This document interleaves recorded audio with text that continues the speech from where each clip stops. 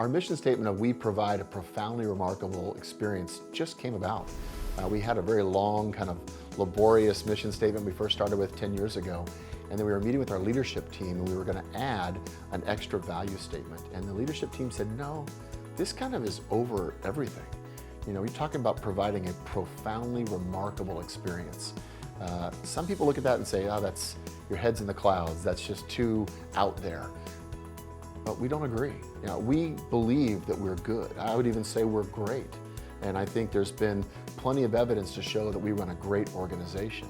We really want to make each experience we have, each relationship that we have, to be a remarkable experience for that person. Whether it's a caregiver, office staff, employee, whether it's the person that provides our phone services, whether it's a person that cleans our offices. But how can we become more than just good or great? How can we create memories? How can we take the human touches that come together and make profoundly remarkable experiences? I think that's the real challenge for us moving forward, and we're just in the infancy on that. This is a concept that's new, it's very different. I think it's really in line with our core values, and so that became our mission statement, and it's our challenge moving forward to look at those touches, caregiver to client, caregiver to office staff to office staff, caregiver to caregiver, owner to whoever. I mean, all those things matter. We want that connection with visiting angels to be a very positive and profoundly remarkable experience. Honoring the art of giving. Michael and I met, multiple times over the course of several weeks, and finally Michael came up with honoring the art of giving. And to me, what that is our caregivers get to honor their craft.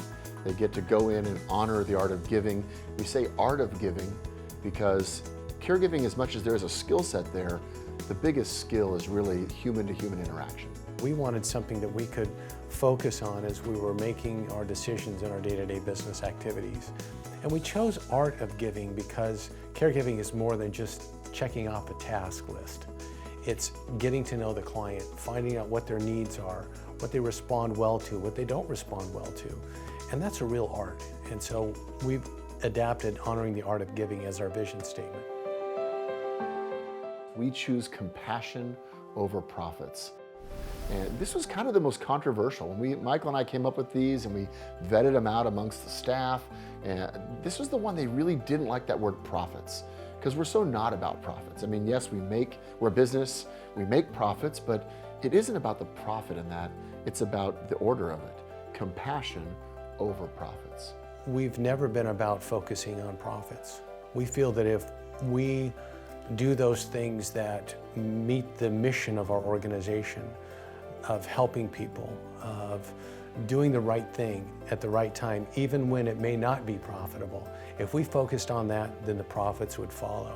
Michael and I have said for a long time, we make really bad business decisions that are the right thing to do. And I think that's the crux of this. We want to have compassion over profits. You know, you get to that decision, and value statements should be something you can hold a situation up to. So especially in this one, you're breaking down something where you maybe have to pay something that isn't 100% your responsibility to pay, but it's kind of the right thing to do to help that person out. When we value compassion over profits, that helps us make decisions and gives us a mindset that's very different and unique in the industry. So we recognize and appreciate the contributions of our employees, our clients, and our business partners. You know, I think that's something for us that has been a cornerstone since Michael and I was two guys sitting in an office trying to decide what are we going to be about. And we realized very early recognition and appreciation are just a cornerstone for people feeling like they're valued. And we do that more than just saying it. We actually take action to do it. And that's important to us. Do we always know? But we really strive to do that on a consistent and regular basis, because each of those play a vital role in the success of who we are as visiting angels. They're all an integral part of us being successful at what we do. And we define that success by how we're perceived by those groups. If we're perceived well and in a positive way, then we feel we're being successful. So we just have carried that through. For me, that's kind of almost a foregone conclusion. I mean, you just can't have a business. You can't have, especially a person business, a human business, that you aren't willing to recognize and appreciate people. So many studies are done that talk about satisfaction in the workplace, and recognition and appreciation for a job well done is always in the top of those. So it's something we just have had since the beginning. We find and develop the highest quality teams. Again, it goes back to if you want to have success, Michael and I realized very early, and it's probably something I'm pretty proud of, that we realized that success wasn't going to be built on our backs.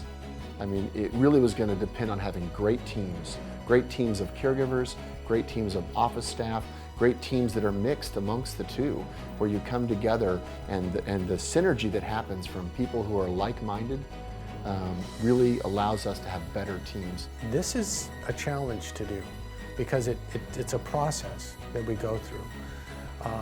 And it's not only a process for us, but it's a process for the people that are looking at it being an employee at Visiting Angels. We want to make sure that not only is it a good fit for us, but it's a good fit for them as well. And when we find that magical connection, that it works well for both the employee and the employer, then we know we've got somebody that's going to be a good integral part of our team. It's just something that we always have thought about, having and promoting great teams within our organization. We're committed to employing individuals that demonstrate integrity. Again, I think this is pretty simple. If you don't have integrity, you don't have a business. This is very foundational with us because it's more than just, again, a statement. It's actually how do we live our lives? What are the decisions we make on a day-to-day basis?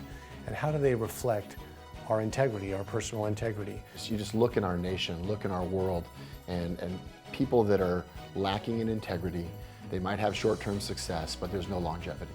Whether it's a big decision on how we provide care to a client, to a little decision on, do I make this notation and make a decision based on that? Or do I actually come forth when I've made a mistake and say, I've made this mistake, and then having the integrity to say, how do we fix it now? How do we work together to make it better the next time? Michael and I are two Christian men.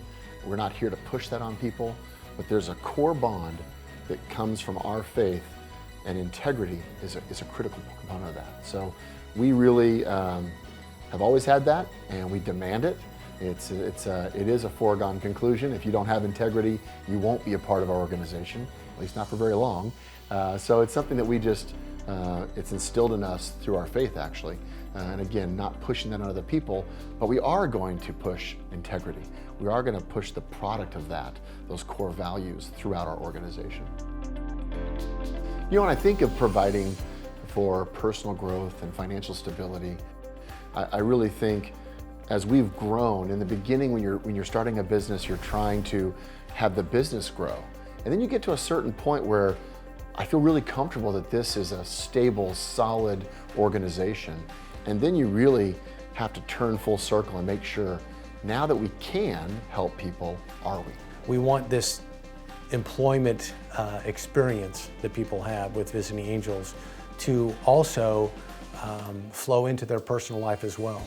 Because if their personal life is in good order, it'll support their role as an employee. And the way we can reach into that area is helping them be financially stable. A 401k program for investment, health insurance, legal shield services for legal services. Providing that opportunity for personal growth. We talk about this a lot with annual reviews and talking about not only what you can do to be better at your job, but what do you need to be better as you?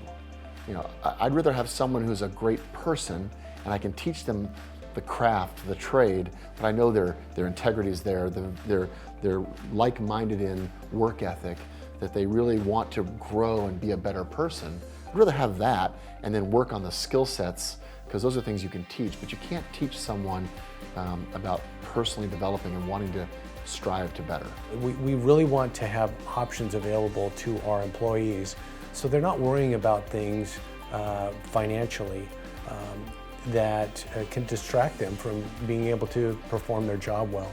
Also, from a growth standpoint, we We really want individuals to grow not only in the work that they do, but as people.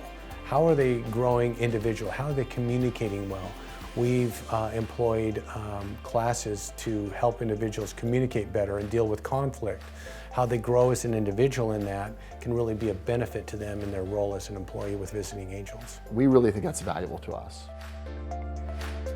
We employ innovation to deliver quality care is something that really Michael has always been really big on. I mean, I'd love to say that I've had a part in that, and I have had a small part, but Michael's, just from the word go, I think we knew that we had to be innovative.